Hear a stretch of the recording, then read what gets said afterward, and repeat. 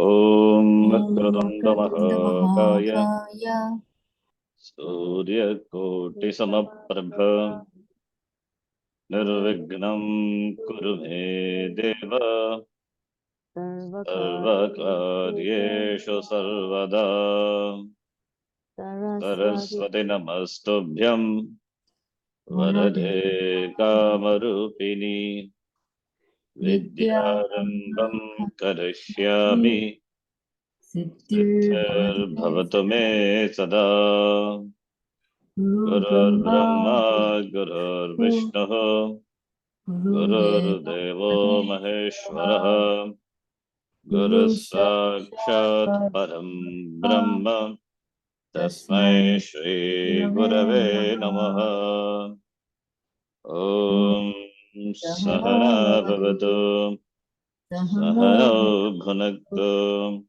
सह वीर्यं Sahaviryam करवावहै Karavavahai तेजस्विनावधीतमस्तु मा Tejasvinavadhitamastamavid विद्विषावहै Vishavahai ॐ Om शान्ति Shanta Shanta Shanti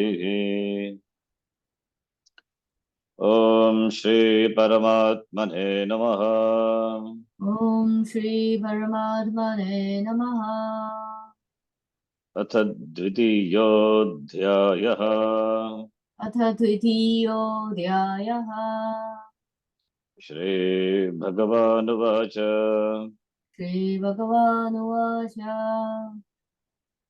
47th Shloka Karmanyevadhikaraste कर्मण्येवाधिकारस्ते Ma Paleshu Kadachana मा फलेषु कदाचन Ma karma palaheturbhuvu मा कर्मफलहेतुः Ma te sangostva karmani. मा ते सङ्गोऽस्त्वकर्मणि You have seen the meaning. You have choice over the action, not to the results of action. So choice is there with regard to doing, not with regard to the results of doing. Why? Because the results depend. Results are the given by Bhagavan in keeping with various factors. He is all knowing, Sarvajnaha, he is Sarvashaktiman. Therefore, he knows he knows the results. Not that he determines the result. Bhagavan doesn't determine the results.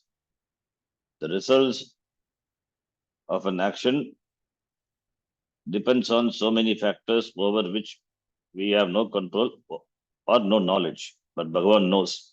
Therefore, the result what we receive, whether it is as we expect or opposite or equal or more, all depends on so many other factors which only Bhagavan knows. Therefore, Bhagavan is the karma paladhata. He can only be the karma paladhata. And the results of an action done by a person comes to that person alone. The result of the action. That is a shloka. Pita dena sagasreshu vatso vindati mataram. Tata, that is the shloka, the karma done by a person. Karma done by a person will come to him wherever the person goes, whichever loka the person goes, whichever janma the person takes, the karma palam of the karma finds that person. So for that, there is an example is given.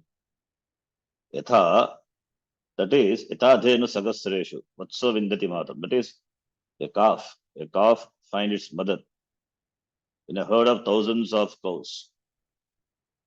The same way, a calf cannot miss its mother.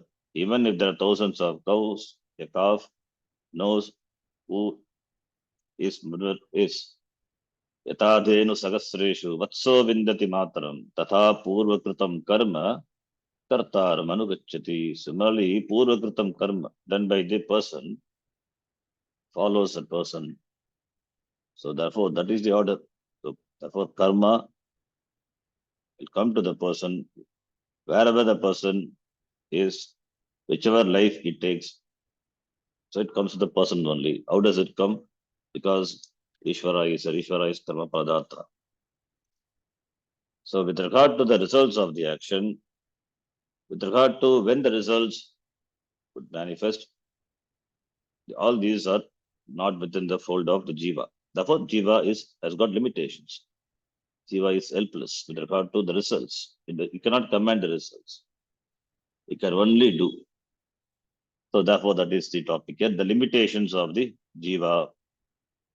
Wherever the jiva is, the power wielded by that jiva is limited. Even Indra's wings are clipped. He doesn't have total lordship. Aishwarya, even Indra doesn't, because there are other domains where he is not even given entry. He may say, I am Indraha, Agam Indraha, and still be told to leave. Someone might say, you might be Indra in your loka, but here you don't have even the status of a mosquito. Get out. Thus, we find that no one's wingspan enables him or her to go everywhere. Such freedom, such limitlessness in terms of knowledge and in terms of power is not there for anyone. Our knowledge and power are both limited. For want of knowledge, we cannot avoid what we want to avoid. Knowledge is not limitless. If it were, there would be no problem. Exactly what I want to happen would happen. I would know that this action would produce that result. Limitless knowledge means limitless power also. If you have limitless power, you don't need to do anything other than think a thought. The thought you have will shape itself perfectly. God did not commit a mistake when he thought that an avocado would be the fruit that has a big pit. It was meant to be that way. It would not be an avocado if it didn't have a big pit. An apple, on the other hand, should not have a big pit. Only then it is an apple. This is how the creation is. When there is omniscience, the thoughts are clean and complete. Nothing needs to be done. Thus, God did not need 6 days to create the world. It is not that on the first day God did this, and on the second, third, fourth, and fifth days He did a few more things, or that having created everything else, He found that there was no light and had to put up a sun there. How could He have done all those other things with no light? How could be there a first day without a sun? The day is due to the sun alone. Now, is it that God was doing a job that required Him to do certain things on the first day so that He could paint on the next?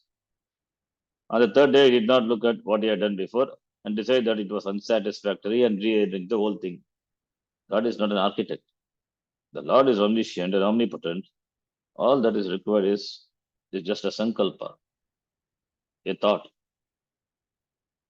Even we, as mere mortals, do better in our dreams. We think of a world and it is there in front of us. If we think of a mountain, the mountain is up. If you think of a lion on the mountain, the lion is there. If you think of an African jungle, it's all there. We need not do anything, nor do we have to go anywhere. It's all there. We created it.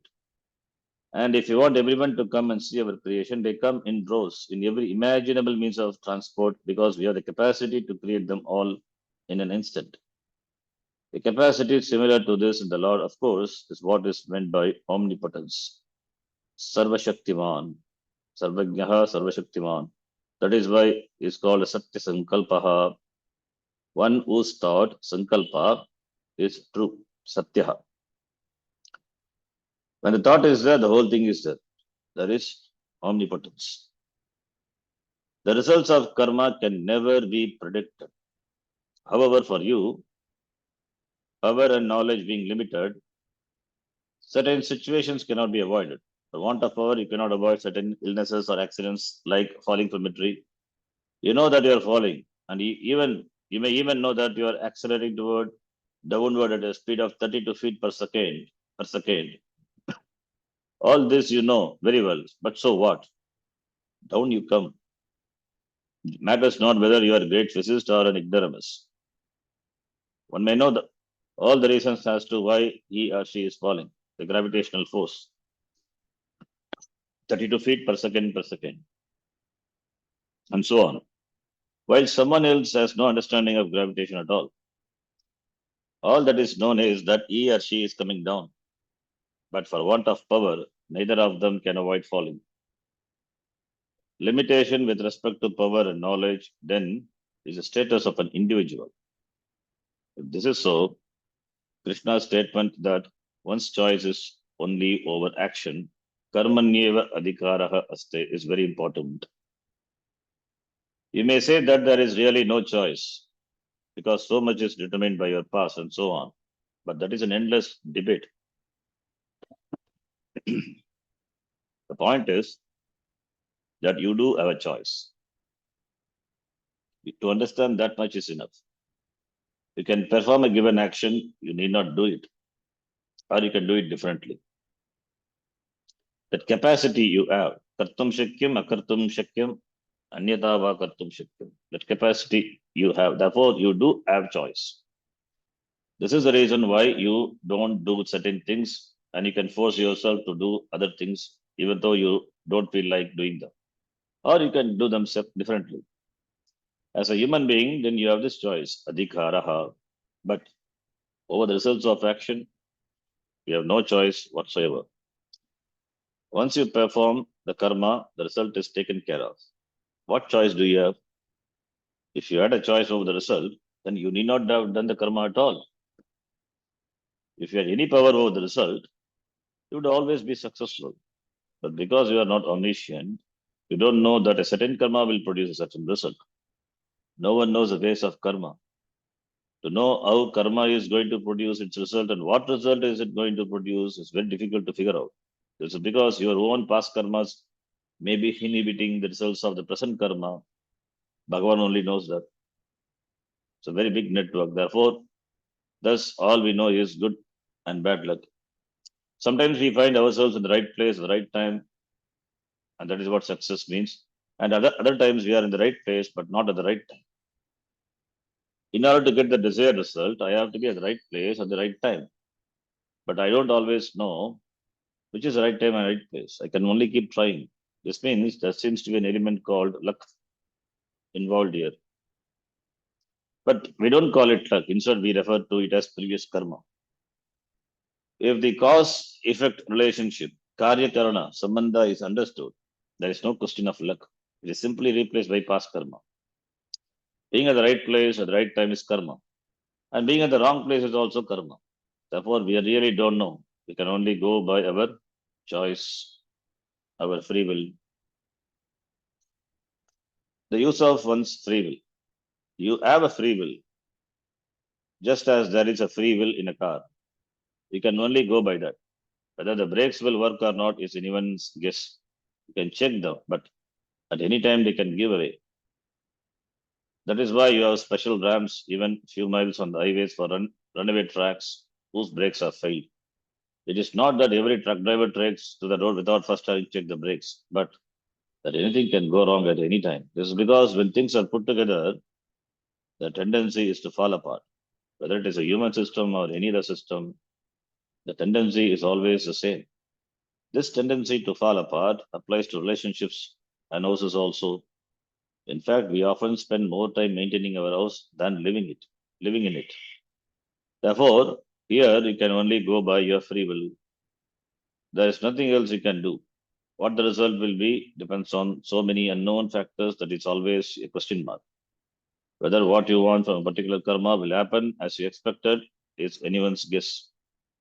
Since you don't have a complete choice over the results of action, you had better recognize this limitation. Limitation here is not helplessness. Helplessness is felt only when you don't accept the limitation, and therefore it has a negative connotation, whereas acknowledging the limitation is being objective. Therefore, dismissing the concept of helplessness from our minds, we recognize our limitations as individuals.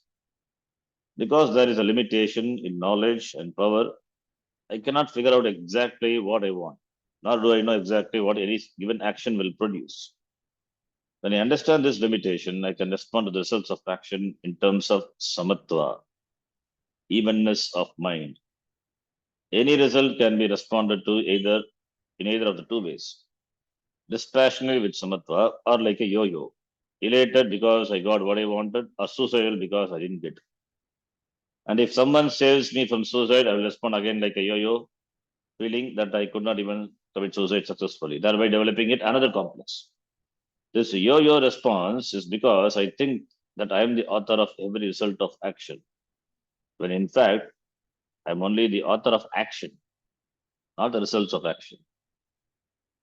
Depression is created by some onerous responsibility you have assumed, one that is absolutely illegitimate. You take what doesn't belong to you and then smart under it because you cannot always produce what you want. This is a fact. Then why do you not just accept the fact? All that is required to accept it objectively, to accept that this is how the creation is. This is what you are made up of, and no one else. Even a Swami is made very differently. All human beings have the same types of limitations. According to the Shastram, even the Devas have the same limitations, albeit with some small differences between them, just as there are between human beings. Similarly, while the President of the United States definitely has some more power than other people, still, he cannot appoint anyone he chooses as a judge. Once he realizes that he doesn't have a majority, he begins to withdraw quietly, proving that even presidential power is limited. Everyone's thumb has its size. Even if it swells, it can only become so big. The cause of one's sense of failure. Similarly, everyone has power only to a limited extent. You can improve your power, but only to a limited degree. Knowledge also is limited and can be improved upon only in a limited way. Anything else, such as your skills, health, longevity, your environment, are all limited and can be improved upon. But the improvement is always limited. Thus, there can be only an improved limitation. If this fact is understood clearly, then you don't take up the responsibility of authoring the results of action as you like. If you think you are the author of the results of action, you cannot but have a sense of failure. Is it not true? So, what is being discussed here is yoga. It is not jnanam. It is simply an empirical, pragmatic attitude and has nothing to do with Atma and Anatma, the reality, Brahma, and so on. It is simply looking at yourself as you are in the world, seeing how the world is, and your own position in the scheme of things. To convey this attitude to Arjuna, Krishna said, don't be the cause of the result of action. Ma karma pala hetuhu bhuhu, because you are not. Then what are you? You are merely the cause of action. Karma hetu, not the result, not the cause of the result of action. Na karma pala hetu.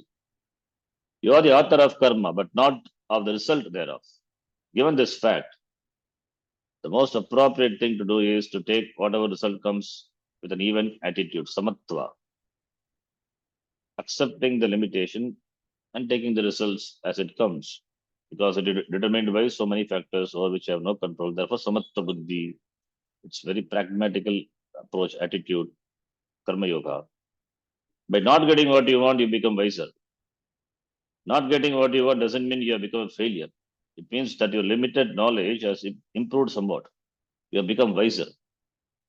Because of failure, you have learned and therefore you have become wiser. You will not repeat the same mistake again. Therefore, really speaking, there is no failure or success. Or if the result is more than you expected, you are also wise. In addition, if you try again, thinking you will get more, and the result is not as you expected, you say, what luck? Still, you have become wiser only. Whether you gain or do not gain, there is always wisdom to gain. Therefore, only there is no loss in this.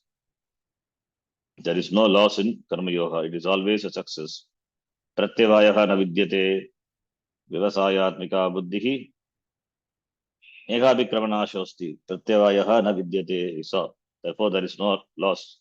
There is something definitely always to learn. To know that you are the author of the action, but not of the result thereof, produces samatvam.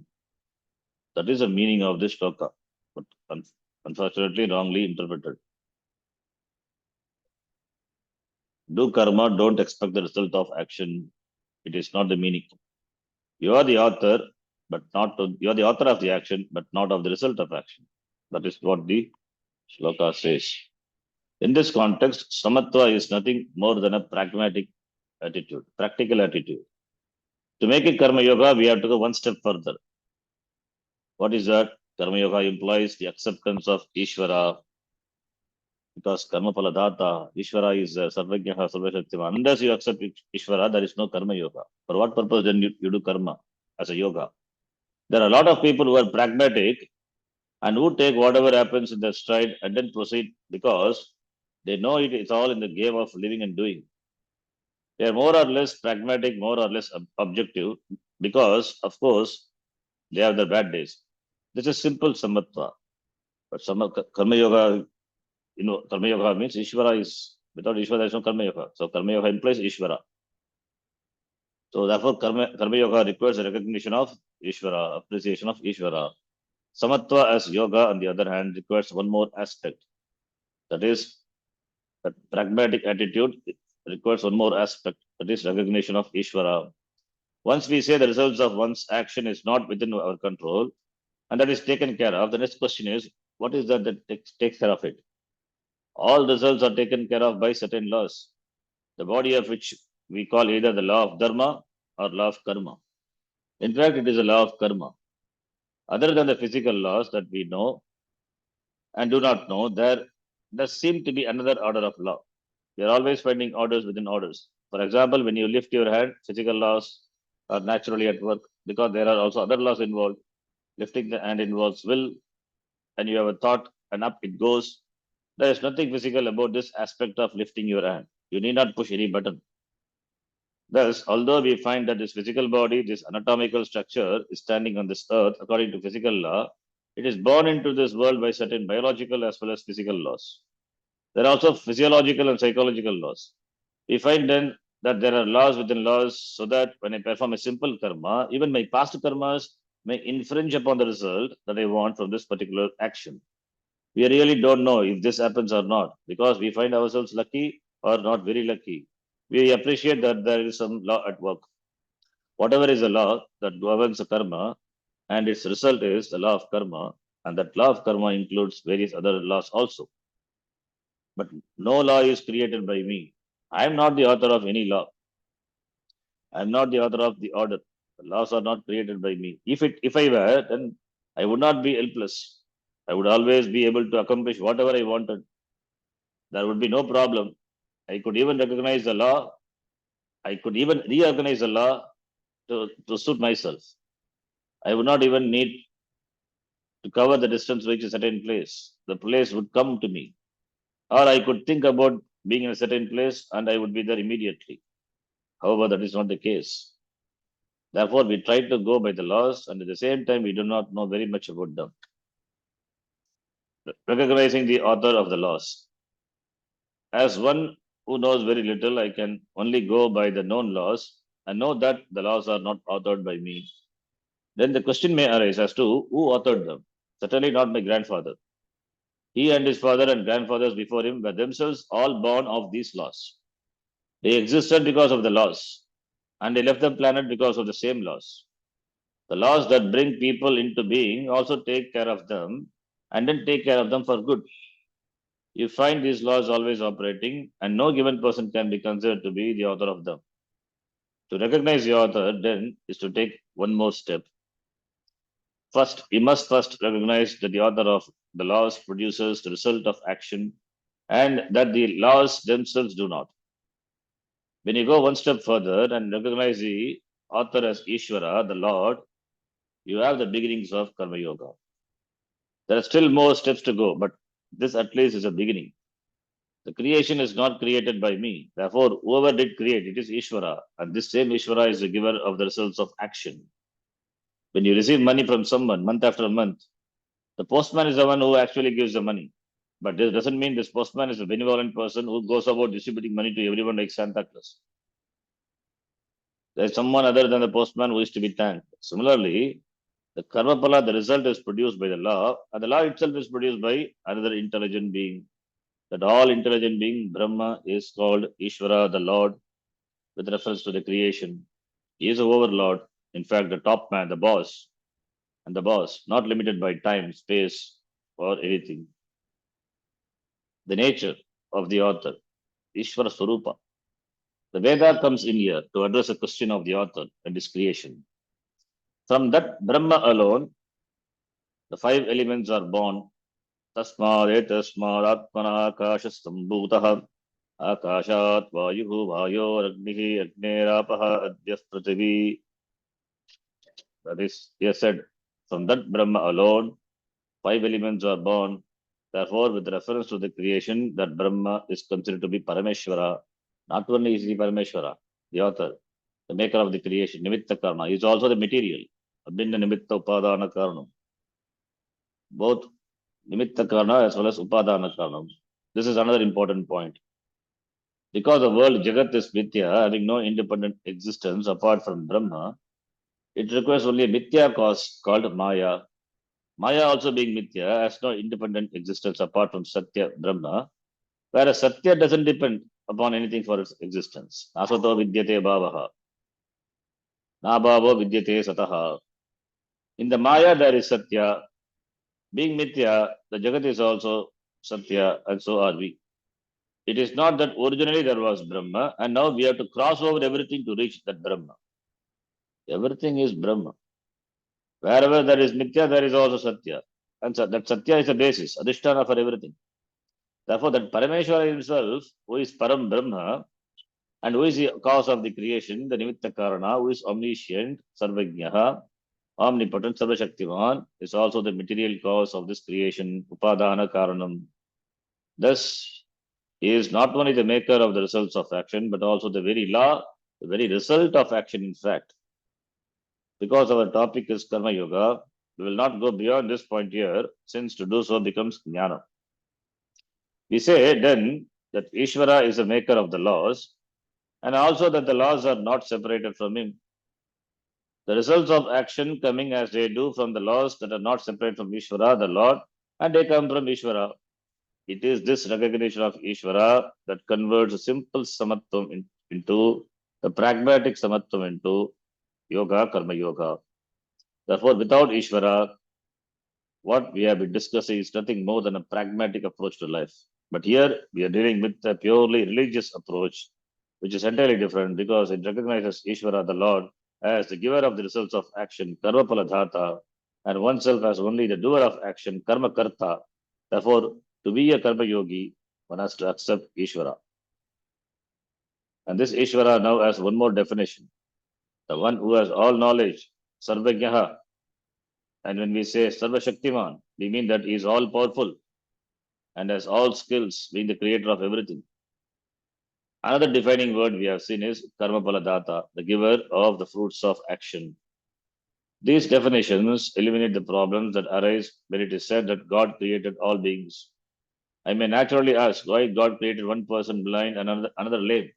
If I am told that being God, he is justified to do whatever he likes, and that I should not question him, I will definitely ask why God's creation is even talked about, since it is obviously nothing to boast about, especially when I am also told that he is all compassion. I am asked to worship and love him, but when I look at his creation with so much human suffering, God's compassion falls apart from me. Then I am told that he is justified in whatever he does, and I am supposed to love him. How can I? The explanation for human suffering. The answer to all of this is that not only is he the creator, he is also the creation. The individual jiva is not separate from him and therefore not different from Parameshwara.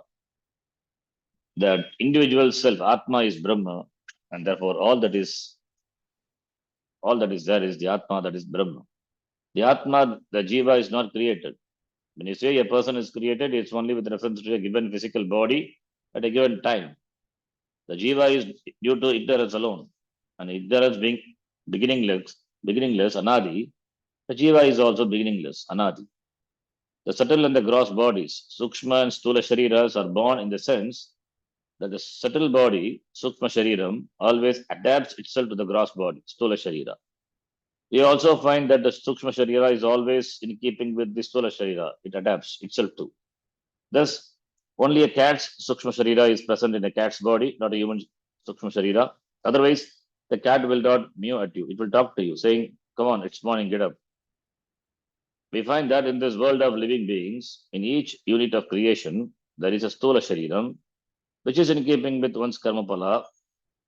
Ishvara, defined as a Karmapala Dhata, is not to be blamed, nor do you need to justify Ishvara's action either. To do so would only be justifying your own. You did it and you got it. You asked for it and you have had it, and you have it also. You will continue to have it because you keep asking for it. Therefore, no one else is responsible for what comes to you. Every jiva is responsible for what the person is. This is a kind of responsibility that is assumed by the jiva here. You have a capacity, a free will to perform action. You can do whatever you want to do, but the result is always something that is taken care of by the law, that is Ishvara. Why at all is this understanding necessary? To answer this question, we have to go a little more into the human psyche, defined here in the Gita as a psyche that operates on the basis of its own likes and dislikes, raga and dvesha. The entire Gita psychology is dealt with in terms of raga and dvesha alone. No other nouns are used. Raga and dvesha can be in an unspelt form or a spelled out form. You may not know that you have a liking for something until you happen to see it closely.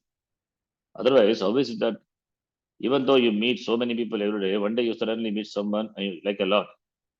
Of all the people you have met and known, why this particular one? In fact, it is a wonder to your family and friends that you choose this person as a life partner when someone else whom they thought more suitable was already after you. There are a lot of likes and dislikes embedded in us which are not shaped properly.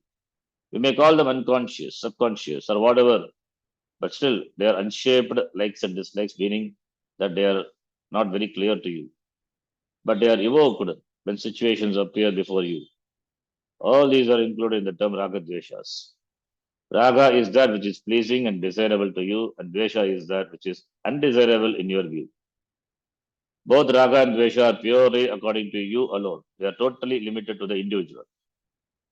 Wherever psychology is involved, you must always know that it is according to you alone. When you say some man did something wrong to you, it is only according to you. In fact, if you ask the man, he will say that he gave you what you deserve. Thus, it is always a matter of perception, yours and the others, other persons. Avoidance of the undesirable is also a fulfillment. What should you do when your whole life is dedicated to the altar of ragadveshas? To fulfill dvesha, you must install what you don't want to happen. And when you succeed, you're happy that you avoided it. Some people have become great devotees simply by avoiding what could have been a very serious accident. They say that God saved them. But when you avoid something unpleasant, it's a great relief. People talk as though it is a great accomplishment, when really you didn't accomplish anything. The incident that could have created a problem for you simply did not happen. Still, you are so relieved that you become a devotee. Why? Because something was avoided. Thus, avoidance is also a fulfillment. We see then that what I don't want and what I have to get rid of. What I want to have, I should have. What I already have that is desirable to me has got to be retained. That is ragadvesha. Therefore, all your activities are nothing but ragadveshas. And all your psychological problems are also nothing but ragadvesha. What else are they? If you have no ragadveshas, you have no problems, just like in deep sleep. Until you sleep, you may have ragadveshas. The pillow may not be comfortable. The room may be too chilly, or you may have 100 other complaints. But once you have gone to sleep, there are no likes and dislikes. This ragadvesha argument is simple and complete. Certain things should be kept simple because the more you complicate them, the more problems there are. This applies even to psychological problems which are based on one's anxiety to fulfill likes and dislikes, and also the judgments one makes with reference to the non fulfillment. The necessity for karma yoga is because people are in the hands of ragadveshas. Their behavior, their activities, their responses and prejudices, cultural, racial, and otherwise, are all controlled by their likes and dislikes. All prejudices and preferences come under ragadveshas, whether they are binding or not binding. It is said that even gods have preferences. When we worship the Lord Ganesha, for example, We offer him a sweet modaka that we say he likes. This is based of course, on your own likes. Thus, we impute our own ragadvesha to Bhagavan also. We say Ganesha likes this, Shiva likes that, and so on, so that we can deal with the deity as a person. We cannot deal with someone without preferences. But the idea is that our preferences should be non-binding. Preferences should be non-binding. In everyone's life, there are preferences that are non-binding in nature and others that are binding. Preferences that are binding in nature are the ones we have to deal with. About those that are not binding, non-binding, we need not do anything. In fact, the Gita Shastra doesn't deal with them at all because they are not a problem.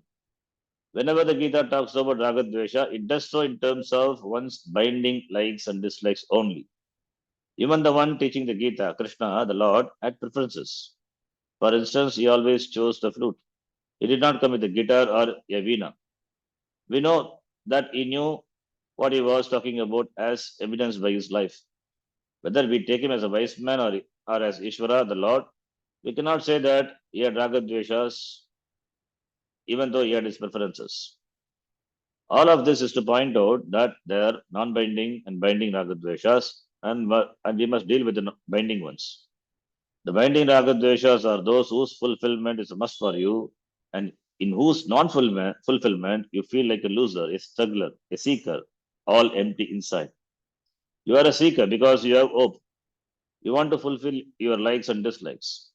These Ragadveshas are binding in nature and they make you act. Action doesn't take place without a reason. When you undertake a course of action, there is definitely a like or dislike involved. Raga Dvesha is commonly what called want or desire, kama. These likes and dislikes are behind every kind of action. We are talking here about the person who has just entered into a life of yoga for which the cause is karma. Therefore, the yoga which definitely include one's own likes and dislikes. When you say I'm a karma yogi, you have to accept that you have likes and dislikes to fulfill. To do this, you have to undertake activities which produce results, and these results are not always what you want because you have control only over your actions, not over the results. The results come from Ishvara alone. First, you accept Ishvara, then you accept Ishvara as a karma pala data, the giver of the results of action. When you do this, you have a purely religious attitude, the attitude of a devotee, a bhakta. The recognition of Ishvara as a karma pala data is what makes you appreciate Ishvara in your daily life. Even when you fall down and incur an injury, Ishvara's grace is at work. That you fell down and hurt yourself doesn't mean that His grace is absent. Under the law of karma, you escaped a greater injury and you did not break altogether. One can fall down and receive a small injury, not be injured at all, or end up in the hospital, never to return. All these are possibilities. Therefore, as a devotee, we see Ishvara working constantly.